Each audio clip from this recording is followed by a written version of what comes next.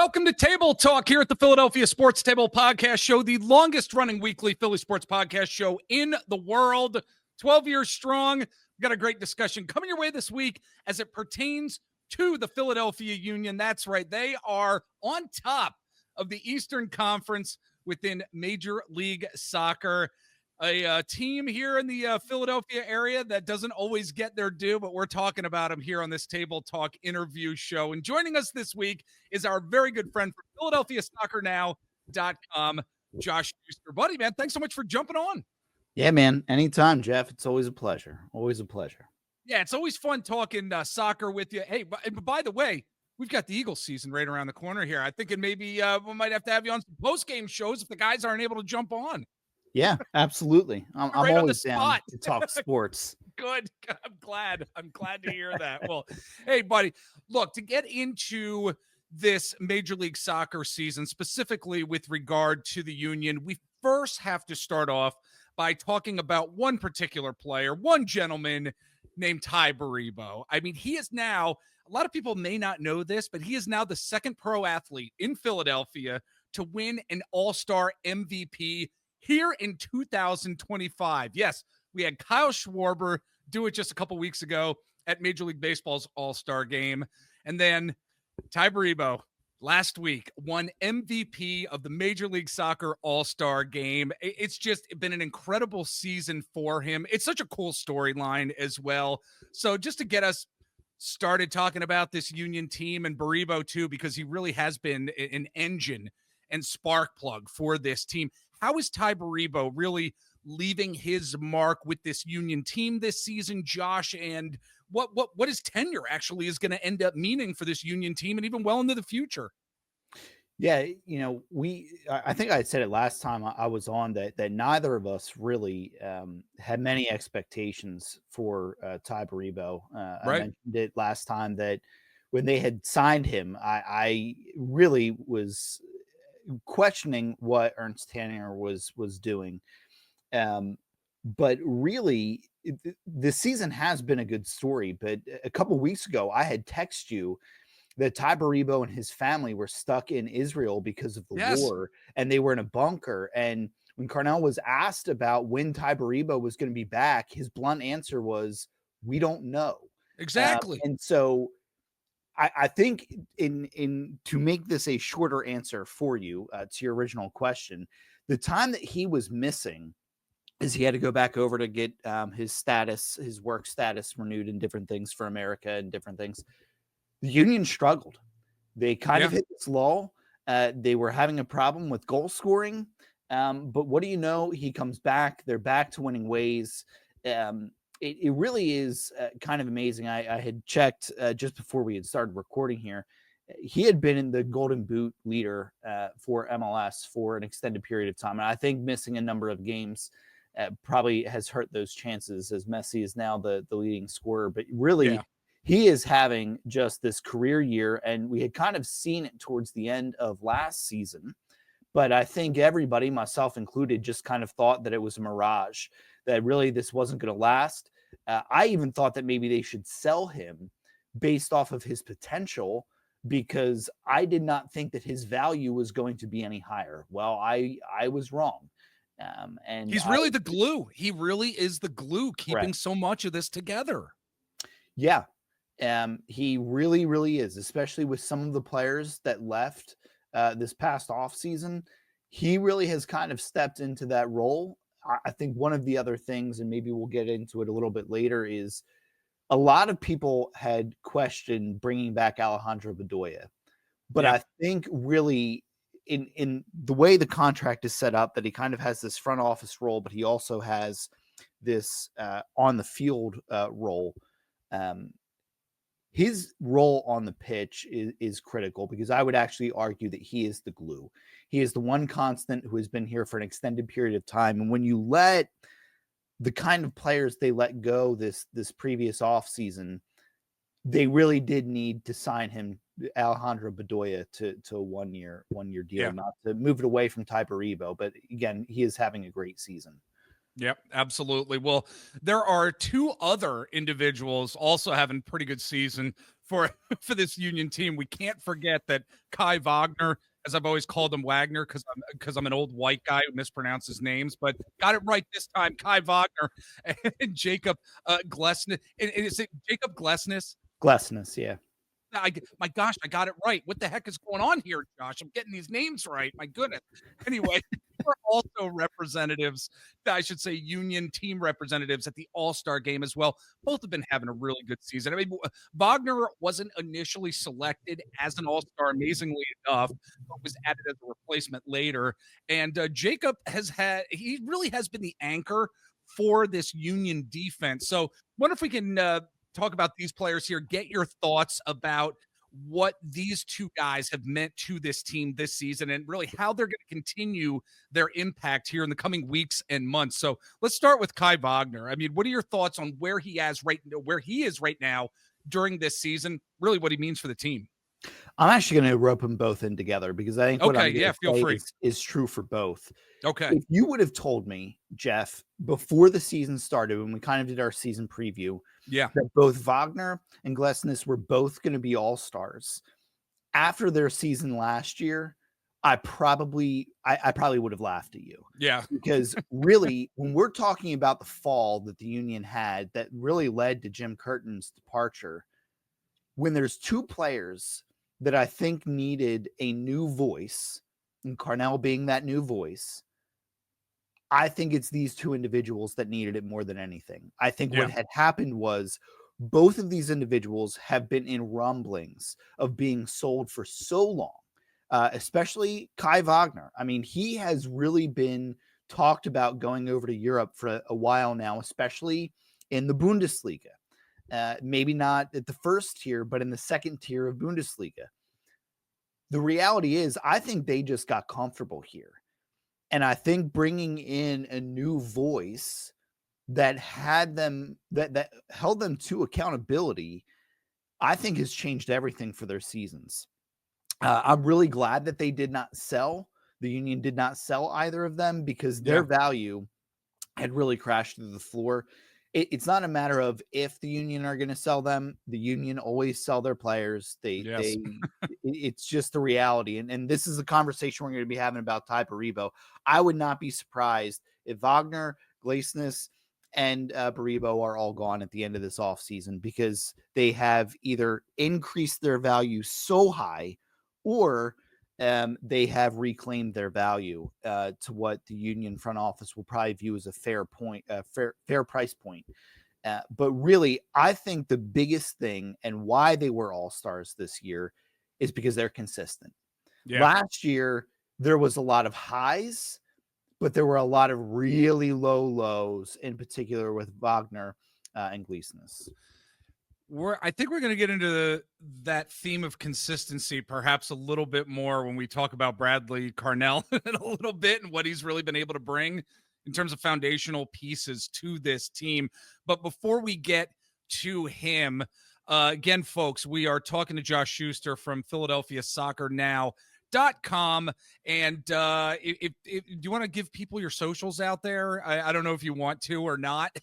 I think I'm like at Fly Guy Josh 91 or something. I don't even know. I'm right now. I'm on vacation, and I said that I am on a social media break. So I don't even know. That shows you how plugged I am with social media. I love it. Exactly. It just really stinks anymore. It really does. Even though I'm on every freaking platform all the time. Oh gosh. Well, here is Jeff. Exactly.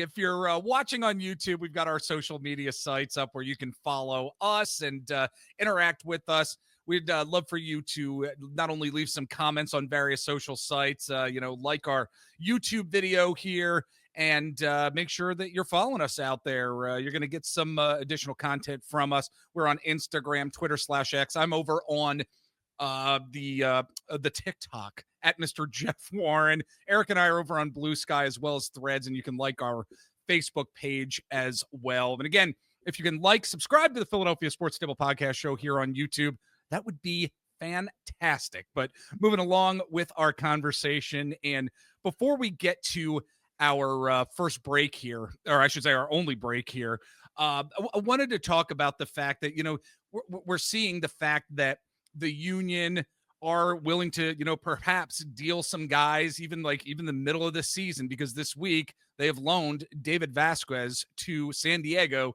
for the rest of the season. And based on reports, it looks like this could be a permanent deal here. The union received $100,000 in general allocation money that's going to be split between 2025 and 2026. And yes, he wasn't guaranteed first team minutes, Josh, but I don't know, this kind of seemed like a surprise to me. I'm wondering, before we go to break here, what are your thoughts when you heard this, and really what it means in terms of the future with, like you were just talking about, the fact that Baribo and Wagner, they might not even be on this team. David Vasquez is a pretty decent player, and they're really just willing to deal him here at this point. Anyway, what were your thoughts on David Vasquez leaving town here? Nothing surprises me, and to be honest, he's played one match this year. He's played 19 minutes. If they can get anything for him, I'm okay with it. I do know that they are in the process of hoarding general allocation money. So they are. When you're asking me what this is kind of signaling, the last time they did this, they went all in on Mikel Ua. So I'm not saying to look for a huge signing that's coming. Okay. But they have invested a lot of their general allocation money into the farm system. However, there's only so much that they can really put there. So I'm guessing that probably what is going to be happening is some of their academy players, the Union 2, are doing very well this year. They are having a very, very good season. I don't know that we really want to get into the breakdowns deep into the Union 2 squad here, but last year they had a really good season, and this year they've continued. So I would imagine that we're going to be seeing a lot of this money being designated to be able to pay for contracts for some of these kids that really are playing at a level that they shouldn't be playing at, and they really do need to have a spot on the roster. And one thing that I'll say with Carnell is he is not afraid to rotate the squad. So right. You see, if you pull up the statistics, I mean, there are a lot of players who have played a lot of matches, which this is something that honestly is very new. Jim Curtin, he had players he really liked, and he dressed those players and only played those players. So it's interesting to see that there is a good amount of rotation that is happening with the Union squad. And so I think part of what the Union are living into is this pipe dream that they've kind of had for a while of really becoming a homegrown system. Yeah. And so I'm not as opposed to them putting more money into their farm system, because really in the MLS, the only way to really become a championship contender every year, you have to either draft or you have to sign your own players, because there's certain restrictions on the number of people from different countries you can have. The MLS is very, very hard. And I'm not giving Ernst Tanner an excuse here. It is very hard to just build a squad in MLS with all of the restrictions. And the fact that he has the financial restrictions also put on him by ownership is pretty incredible. Dare I say there is a potential plan here, Josh? Dare I say it? Because you and I have talked about this team now for, over all these months that you've been on discussing the Union. And it's like, my gosh, especially at the end of last season, I remember our discussion. It was like, they are nowhere. This team and organization is horrendous. There's no direction. There's no path, no plan ahead at all. Dare I say, seems like there could be a plan of action here that may actually be coming together. Can't believe it. Yeah. And Jeff, I struggle with being able to respond to your comment, because the reality is I don't think the Union have changed their plan. Okay. I think what we're beginning to see is that as much as the Union respected Jim Curtin, I think the reality is that they're beginning to realize that there was really no way that Jim Curtin I think he grew tired of giving kids a chance. Yeah. And Yeah. what they really need is with all of these academy kids to be able to see which ones can actually have a future and which ones they can sell that have potential that may not live into that potential. And so I think Right. what we're seeing is when they brought in Carnell, the understanding was this was a rebuilding season. I don't even think the Union expected for them to be at the top of the Eastern Conference. And I don't think that Right. there's anything wrong with them saying that, hey, we've overachieved. This is great. Because Right. if you listened in the offseason, they had mentioned they were going to make some signings, which didn't necessarily happen a whole lot. But they also mentioned that, it was they kind of prepped that, this is a rebuilding year. You're going to see some new Patience. Yes. kids, Yes. patience. Mm-hmm. Well, now the conversation that the front office needs to have is sometimes, it's the MLB trade deadline as well. Sometimes front offices need to reward teams that are going above expectation because otherwise the clubhouse kind of feels it. Yeah. The Union are in that kind of phase. When the Yeah. transfer window opens again, they're going to need to have some conversations. And honestly, that may be why this Vasquez trade was made, was so they can have some money to be able to bring in players at the transfer deadline. Yeah. It's really interesting. And we've got more and more Philadelphia Union talk coming your way. We are going to take a break. We will be back in just a bit.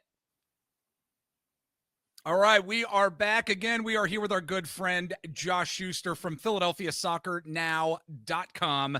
And I wanted to, get into the head coach here, Bradley Carnell, because he has really taken this team to new heights.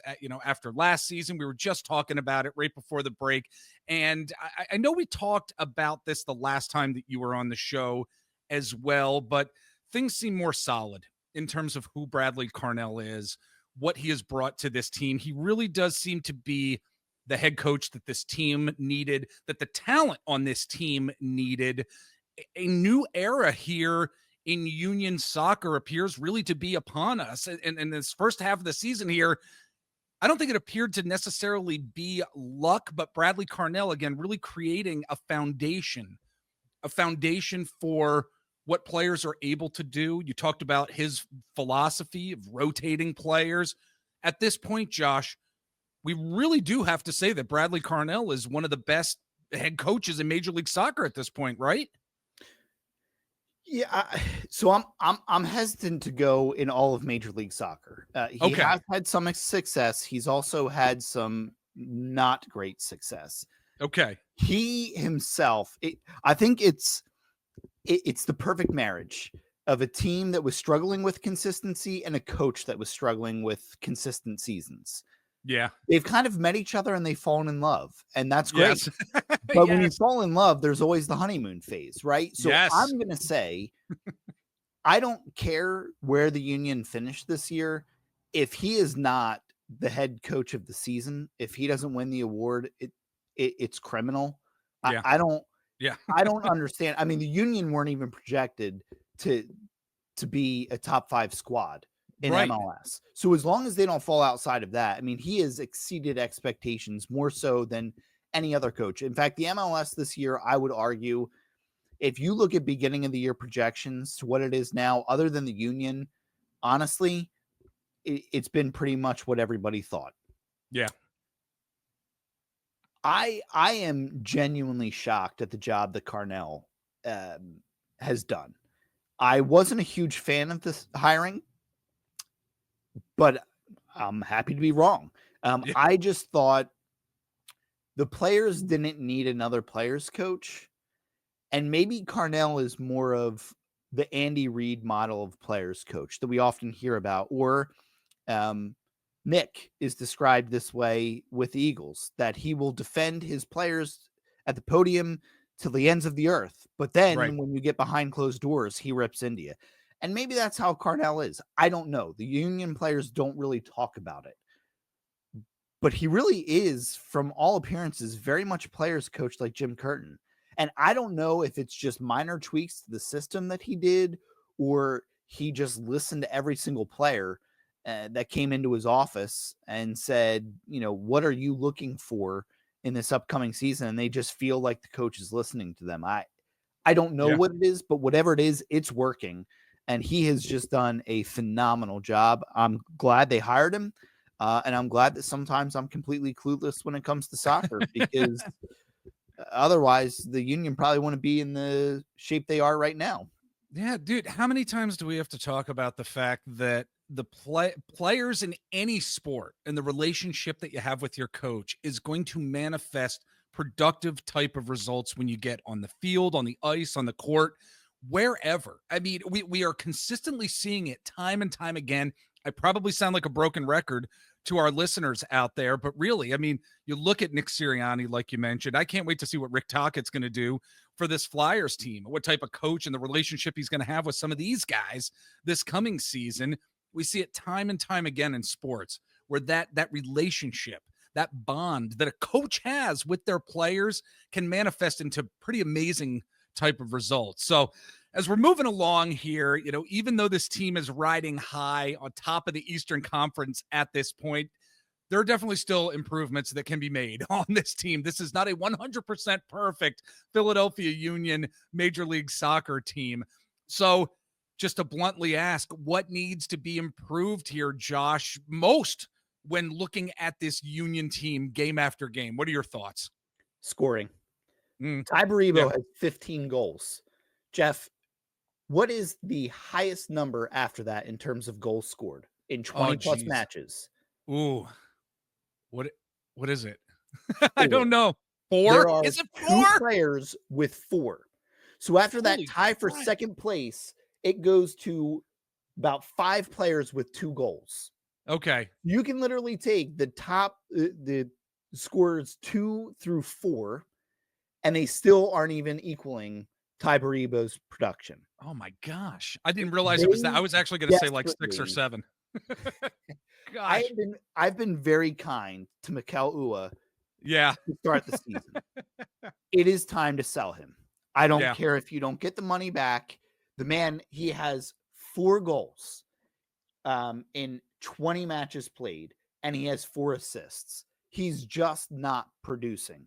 Right. The fact that he only has 4 assists, playing on the opposite side of Tai Baribo, who has 15 goals, is mind-numbing. I don't understand how you can have that little production with someone who's putting the ball in the net at almost a goal a game clip.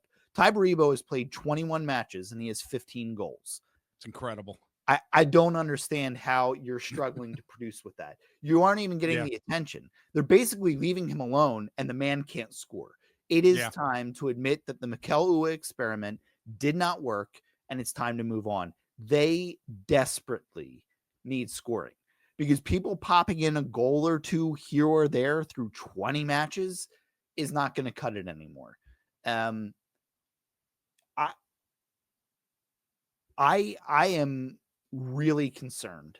If they sell Tai Baribo this offseason, I have no idea where the scoring is going to come from on this roster. Because as of right now, it is not here. And in terms of the system, I don't really see anything that will translate to the same level of production as Tai Baribo. The problem is strikers and forwards will get you the most money when it comes to transfers.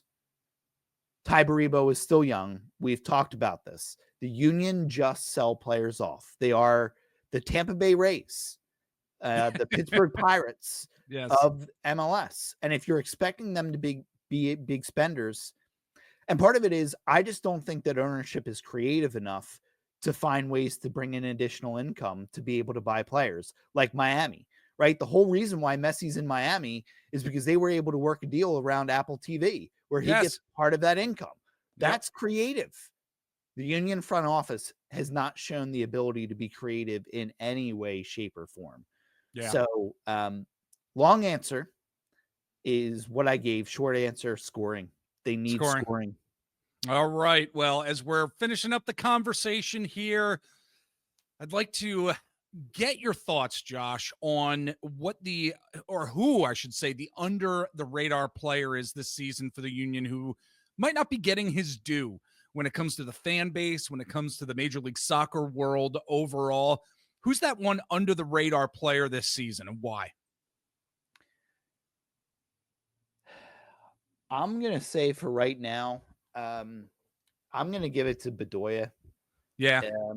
I just think that what he has added, when I think of under the radar, I don't think of things that appear on a stat sheet, right? Yeah. Like I would argue in hockey, you're looking at a third line guy, a fourth line guy, right? Bottom six guy.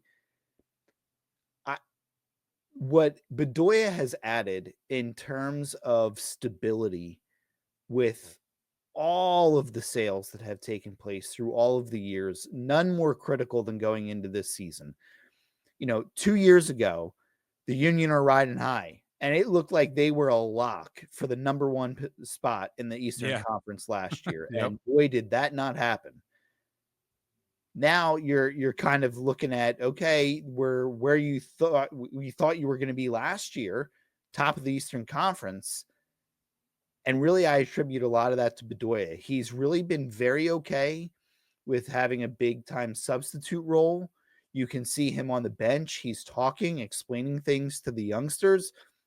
He's going to Union 2 matches. He's really living into that mold of that front office, but also on the pitch role. And so Yeah. I think really you have to give him some props. Like he's the captain for a reason.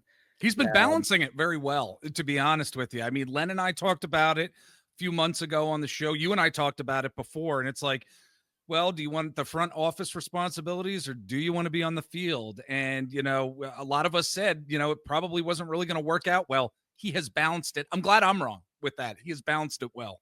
Yeah, I mean, all of us were Yeah. really questioning, how can you do these two jobs? And the biggest concern I had with Bedoya this year is, I mentioned it for the last however long we've been talking Union soccer. He was an extension of Jim Curtin's coaching system. Yeah. And when you saw him out there, he was the one player that Curtin looked to, and he was the one player that all the players on the pitch looked to. I didn't know how he was going to handle a new voice. Yeah. But he's been okay with kind of taking that behind the scenes more role. I mean, when he's on the pitch, he still is Alejandro Bedoya, and the players look to him. But have you heard him gripe and complain about Nope. playing time or anything? No. Nope. He's just happy, I think, he's just happy to be a part of the system and to be a part of the squad. So he's really done a great job. It has been an interesting Union season, a very successful one, as we mentioned, because of Baribo, but mainly. But we're still going to be following this team for sure, well into the future. Again, folks, he is Josh Shuster from PhiladelphiaSoccerNow.com. Check out everything they have over there. Great website. Great folks over there. And Josh, you are awesome. As always, thanks so much for jumping on. Let's talk more Union down the road, and we're certainly going to get into some Eagles talk at some point too, maybe doing some post-game shows. But I'd love to have you back on, my friend. Sounds good, Jeff.